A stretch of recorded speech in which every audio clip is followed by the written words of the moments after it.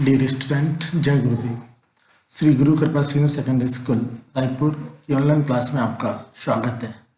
आज हम class 12th maths integration exercise 9.1 part 1 का अध्ययन करेंगे। ये नया चैप्टर है इंटीग्रेशन। पिछली क्लास में हमने डिफरेंशिएशन एक्सरसाइज 7 कंप्लीट की थी। अब हम आज नया टॉपिक शुरू करते हैं, इंटीग्रेशन समाकलन। समाकलन क्या है? समाकलन अवकलन जो हमने पढ़ा है, डिफरेंशिएशन हमने पढ़ा है, ये दोनों एक दूसरे के बिल्कुल विलोम है। क्या है? दोनों एक दूसरे के विलोम। चलते हैं। समाकलन जो है वो अवकलन की प्रतिलोम प्रक्रिया है, जस्ट उल्टी प्रक्रिया है। जिस फलन का हमने अवकलन ज्ञात किया था, अवकलन का जो आंसर आता था, उस आंसर का अगर समाकलन करेंगे तो अवकलन का प्रश्न बनेगा। तो अवकलन की प्रतिलोम प्रक्रिया है, इसलिए दो नाम और इसको समाकलन को एक नाम और है, इसका नाम है, इसके प्रति अवकलज भी कहते हैं। इसको क्या कहते हैं? प्रति अवकलज। इसको समाकलन को, और इसको पूर्वक भी कहते हैं। समाकलन के तीन नाम हो गए, समाकलन भी कह सकते हैं, प्रति अवकलज भी कहते हैं और पूर्वक भी कहते हैं।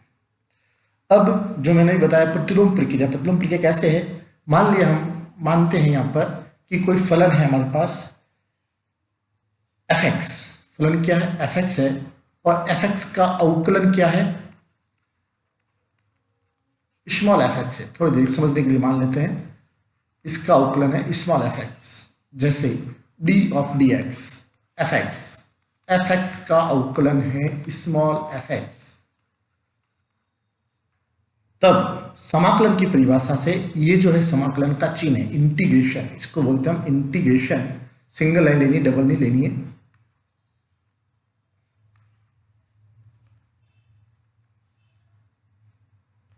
इंटीग्रेशन fx, इसका अवकलन ये है तो इसका समाकलन ये होगा fx dx is equal to fx।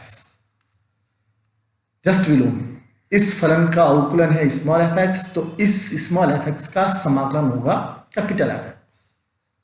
समझ में आया होगा आपको। अब हम आगे बढ़ते हैं। यहां पर कुछ जैसे ये हम फलन माने थे, उदाहरण लेते हैं यहां पर। उदाहरण के तौर पर जैसे मान लिया d of dx sin x। sin x का अवकलन क्या होता है? cos x। तो इसलिए cos x का समाकलन of cos x dx is equal to होगा साइन x। बस इसका अवकलन ये, तो इसका समाकलन ये आपको ध्यान रखना है। अब हम चलते हैं इसमें आगे। इस समाकलन को अनिश्चित समाकलन कहते हैं। क्या कहते हैं इसको? अनिश्चित समाकलन कहते हैं। कैसे कहता है अनिश्चित समाकलन? क्योंकि हम जानते हैं कि चर पद का अवकलन 0 होता है। क्या होता है? चर पद का अवकलन 0 होता है। अनिश्चित समाकलन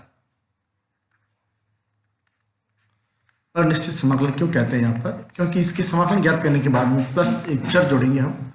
जैसे ये sin x की बात की हमने, sin x का अवकलन cos x। अनिश्चित समाकलन क्या होता है? देखिए आप, हम जानते हैं अचर पद का अवकलन 0 होता है। जैसे मान लिया कोई फलन है sin x प्लस c, और इसका हमें क्या ज्ञात करना है? अवकलन ज्ञात करना, d of dx ज्ञात करना। तो इसका अवकलन क्या आएगा? cos x ही आएगा। इसलिए cos x का समाकलन करेंगे हम, cos x dx का समाकलन करेंगे, तब यहां साथ में हम क्या जोड़ेंगे? sin x plus c। प्रत्येक प्रश्न में समाकलन करने के बाद प्लस c जोड़ना है। क्यों जोड़ना है? क्योंकि यहां से समझिए आप, c का अवकलन 0 होता है, इसलिए इसके समाकलन में c आएगा। समझ में आया होगा आपको। अब बढ़ते हैं आगे। समाकलन के प्रमेय, फर्स्ट प्रमेय है integration k fx dx is equal to k integration fx dx। के यहाँ पर अचर पद है, तो ये कह रहा है कि अगर अचर पद गुणा होता हो फलन के साथ में, तो अचर ही रहेगा, बाहर आ जाएगा गुणा में, और फलन x के पदों का ही समाकलन होगा। नंबर 2, दूसरा प्रमेय है कि अगर दो या दो से अधिक फलन f1x plus minus f2x plus minus up to dash dash, दो या दो से अधिक फलन इस प्रकार योग या अंतर के रूप में हो तो उनका अलग अलग समाकलन किया जाता है। जितने पद होंगे उनका अलग अलग क्या होगा, सबके अलग अलग पदों का समाकलन होगा। तो इस प्रकार के ये आपके प्रमेय हैं। अब समाकलन के बहुत सारे सूत्र हैं, अवकलन के सूत्र भी थे, तो हम यहाँ पर दोनों सूत्र साथ पढ़ेंगे, अवकलन के सूत्र और समाकलन के सूत्र। समाकलन के सूत्र, जिस प्रकार हमने अवकलन के सूत्र पढ़े थे उसी प्रकार समाकलन के सूत्र है जो हमें याद रखने हैं। देखिए, आप इसको समझाने के लिए सबसे पहले इसने उदाहरण लिया है x की पावर n का अवकलन। हम जानते हैं x की पावर n का अवकलन होता है n x की पावर n माइनस 1, तो n x की पावर n माइनस 1 का समाकलन होगा x की पावर n, और x की पावर n का समाकलन करना है तो इसी तरीके की क्या हो जाएगा, सूत्र होगा x की पावर n dx, x की पावर n का समाकलन x की power n plus 1 upon n plus 1। देखो, इसको हम अवकलन से तुलना करते हैं, x की पावर n का अवकलन करते हैं तो होता है n x की पावर n माइनस 1। घात गुणा में आती है, घात गुणा में आती है, और घात में घात एक कम होती है या अवकलन में। इसी प्रकार हम सिमिलर समाकलन के लिए तुलना करेंगे। देखो क्या होगा इसका समाकलन, x की power n plus 1 upon n plus 1। देखो, समाकलन में तो घात में प्लस 1 होता है जबकि अवकलन में माइनस 1 होता था। अवकलन में n गुणा होता जबकि समाकलन में n प्लस 1 का भाग होगा प्लस c। तो आपको इस प्रकार याद रखना है, x की पावर n dx का समाकलन x की power n plus 1 upon n plus 1। और ये सूत्र आपने पहले ही पढ़ा हुआ है, फिजिक्स में पढ़ा हुआ कहीं ना आपने, और 11th क्लास में आपने पढ़ा है। नेक्स्ट चलते हैं, पहला अवकलज। क्या है अवकलज? कांस्टेंट का अवकलन। c कांस्टेंट है, कांस्टेंट का अवकलन हम जानते हैं 0 होता है, इसलिए 0 का समाकलन कांस्टेंट होता है। सेकंड, x की पावर n का अवकलन nx की पावर n माइनस 1, इसलिए x की पावर n dx, x की पावर n का समाकलन x की power n plus 1 upon n plus 1 plus c सब में करना है। फिर इसी प्रकार log x का अवकलन 1 अपॉन x, तो 1 अपॉन x का समाकलन log x plus c। Second, ये तीनों सूत्र आपको अवकलन के सूत्र तो आपको याद है, अब आपको इसके सिमिलर क्या करना है, समाकलन के सूत्र याद रखने हैं आपको। ये अगला चौथा सूत्र है, चौथा सूत्र e की पावर x का अवकलन e की पावर x हम जानते हैं, इसलिए e की पावर x का समाकलन भी e की power x plus c। a की पावर x का अवकलन a की पावर x log a, इसलिए a की पावर x dx का समाकलन a की power x upon log a। sin x का अवकलन cos x, तो cos x का समाकलन sin x plus c। Minus cos x का अवकलन sin x, इसलिए sin x का समाकलन minus cos x plus c। tan x का अवकलन sec स्क्वायर x, इसलिए इसका विलोम sec स्क्वायर x dx का समाकलन tan x plus c। Minus cot x का cosec स्क्वायर x अवकलन, इसलिए cosec स्क्वायर x का minus cot x plus c समाकलन। sec x का अवकलन sec x tan x, और sec x tan x का समाकलन sec x plus c। Minus cosec x का अवकलन cosec x cot x, इसलिए cosec x cot x का समाकलन minus cosec x plus c। बस जस्ट इसके विलोम है। साइन इनवर्स x का अवकलन 1 upon root 1 minus x square, इसलिए 1 upon root 1 minus x square का समाकलन sine inverse x plus c। Cos inverse x का अवकलन हम जानते हैं minus 1 upon root 1 minus x square, इसलिए इसका समाकलन हो गया minus 1 upon root 1 minus x square dx के लिए cos inverse x plus c। tan inverse x का अवकलन 1 अपॉन 1 प्लस एक्स स्क्वायर, और इसका समाकलन हो जाएगा tan inverse x plus c। Next, सूत्र नंबर 15,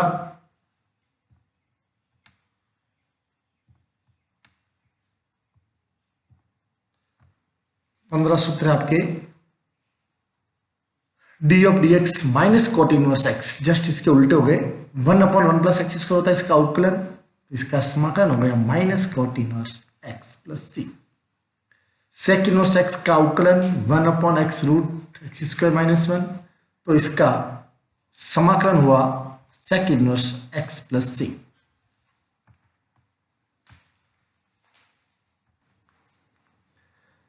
चौदह सूत्र है टेन इनवर्स एक्स का अवकलन 1/1 plus x square, 1/1 plus x square का समाकलन हो गया tan inverse x plus c. Minus cot inverse x का अवकलन 1/1 प्लस एक्स स्क्वायर, तो इंटीग्रेशन हो गया 1/1 प्लस एक्स स्क्वायर का minus cot inverse x plus c. Sec inverse x का 1/x root x square minus 1, integration 1/x root x square minus 1 dx sec inverse x plus सी।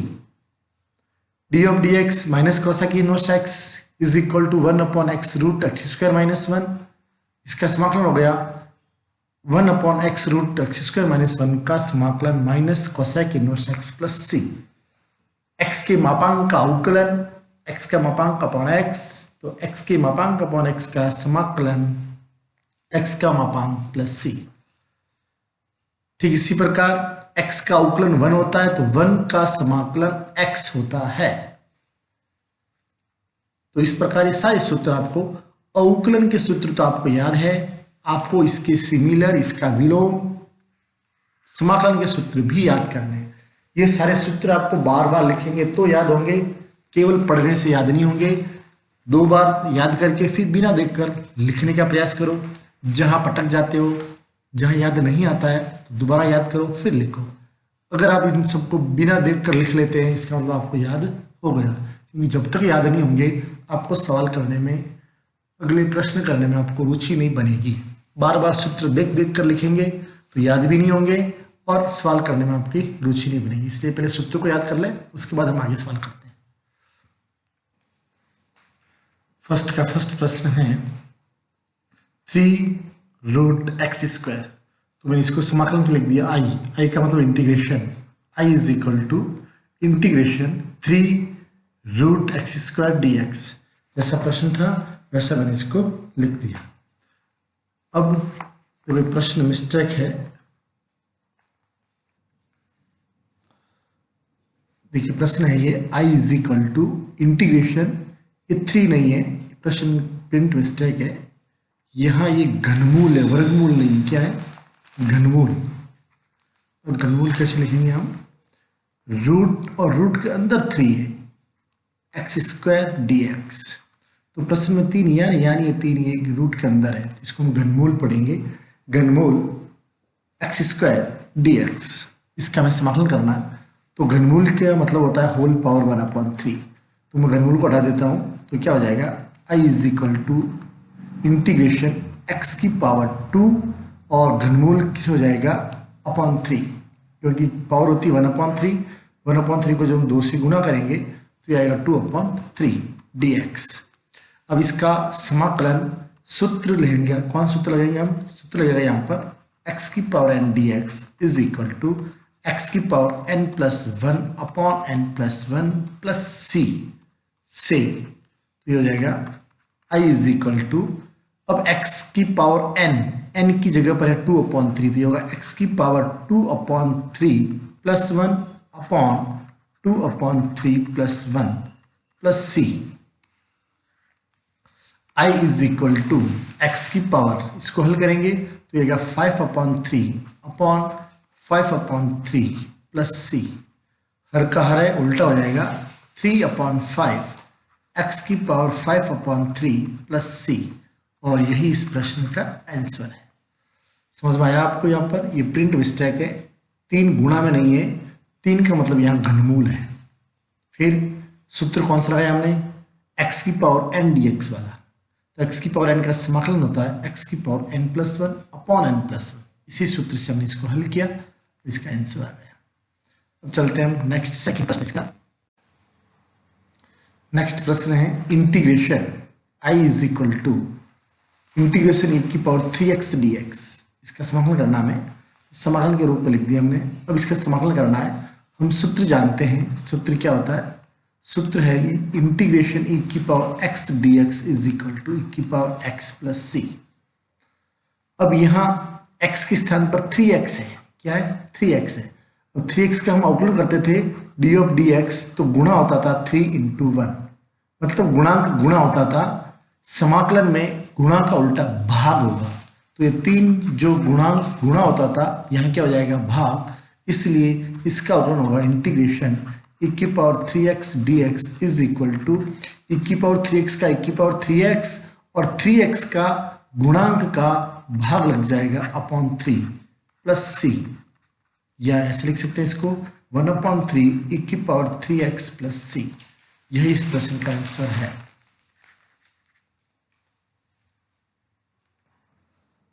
Third प्रश्न, i is equal to integration 1/2 की power x dx।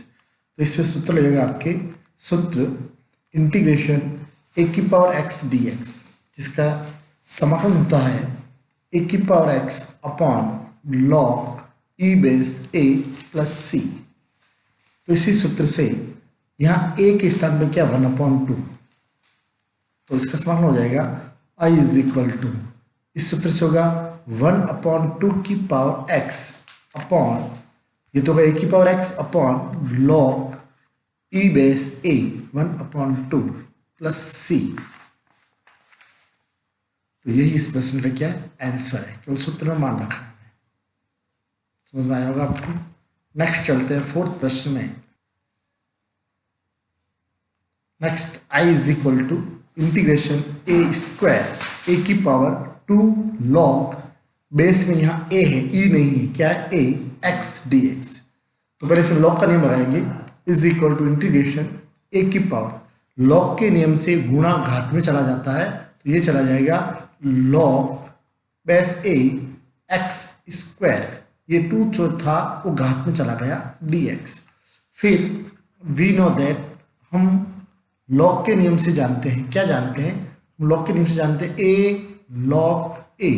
अगर log में आधार और दोनों ये base समान होते हैं तो इसका मान होता है 1, इसीलिए यहाँ भी इसका मान क्या हो जाएगा 1, और ये बच जाएगा i is equal to integration x square dx। और x स्क्वायर का समाकलन सूत्र x की पावर n dx से होगा, जो होता है x की power n plus 1 upon n plus 1 plus c। अब हम इस सूत्र में रखते हैं i is equal to x की power 2 plus 1 upon 2 plus 1 plus c। तो ये हो जाएगा i is equal to x cube upon 3 plus c, या कह दीजिए i is equal to 1/3 x cube plus c। यही इस प्रश्न का आंसर है। इस प्रकार फर्स्ट के चारों भाग कंप्लीट हो गए। समझ में आ गए होंगे आपको। एक सवाल और करता हूँ, निम्न समाकलन के मान ज्ञात कीजिए। सेकंड प्रश्न है, तो ये हमें हल करना। दूसरा प्रश्न सॉल्व करते हैं इसको हम। तो इसको i is equal to integration 5 cos x minus 3 sin x plus 2 upon cos square x dx। अब हम इस प्रश्न में 3 पद, 1 2 3, यहाँ माइनस है या प्लस है, तो प्रमेय के अनुसार तीनों पदों का अलग अलग समाकलन होगा। तो तीनों पदों को अलग अलग कर देते हैं। Integration 5 cos x dx minus integration 3 sin x dx plus integration 2 upon cos square x dx। अब प्रमेय के अनुसार कांस्टेंट बाहर आ जाएगा, 5 बाहर cos x dx माइनस 3 बाहर integration sin x dx plus 2 बाहर इंटीग्रेशन 1 अपॉन cos स्क्वायर हो जाएगा sec स्क्वायर x dx। अब हम तीनों का सूत्र जानते हैं। 5 cos x का समाकलन होता है sin x minus 3 sin x का समाकलन होता है minus cos x plus 2 sec square x का समाकलन होता है tan x प्लस c। अलग अलग नहीं लगाकर लास्ट में एक साथ ही लिखना सब पदों का। हल करते हैं तो हो जाएगा 5 sin x plus 3 cos x plus 2 tan x plus c। यही इस प्रश्न का आंसर है। क्या क्या? तीनों पदों को अलग अलग किया, कांस्टेंट को बाहर लिया, सूत्र लगा दिया, आंसर आ गया। अब चलते हैं हम थर्ड प्रश्न में। ये तो था सेकंड प्रश्न, अब लेते हैं हम थर्ड प्रश्न।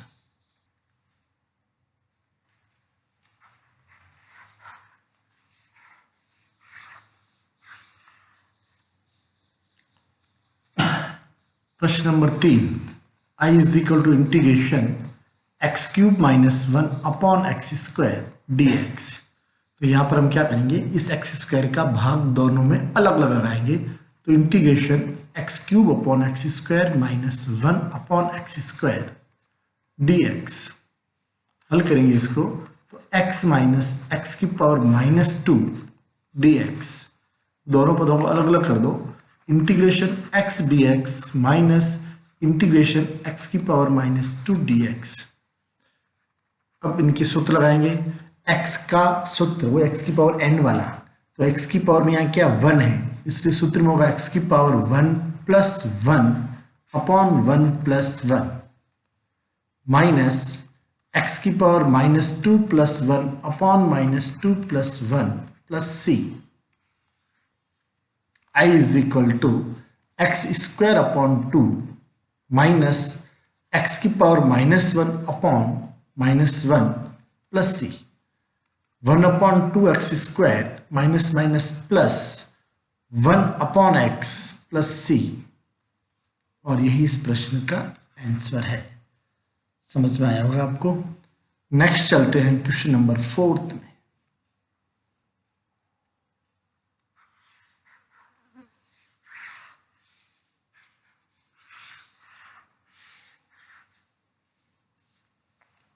क्वेश्चन नंबर 4,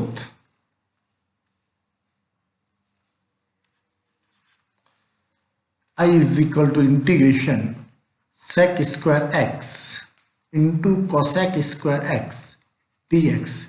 दोनों गुणा हो रहे हैं और गुणा वाला ऐसा कोई भी हम सूत्र नहीं जानते हैं, इसलिए हम क्या करेंगे, यहाँ पर इनको दोनों में से एक का सूत्र लगा देते हैं। तो हम यहाँ cosec स्क्वायर x का सूत्र लगाएंगे।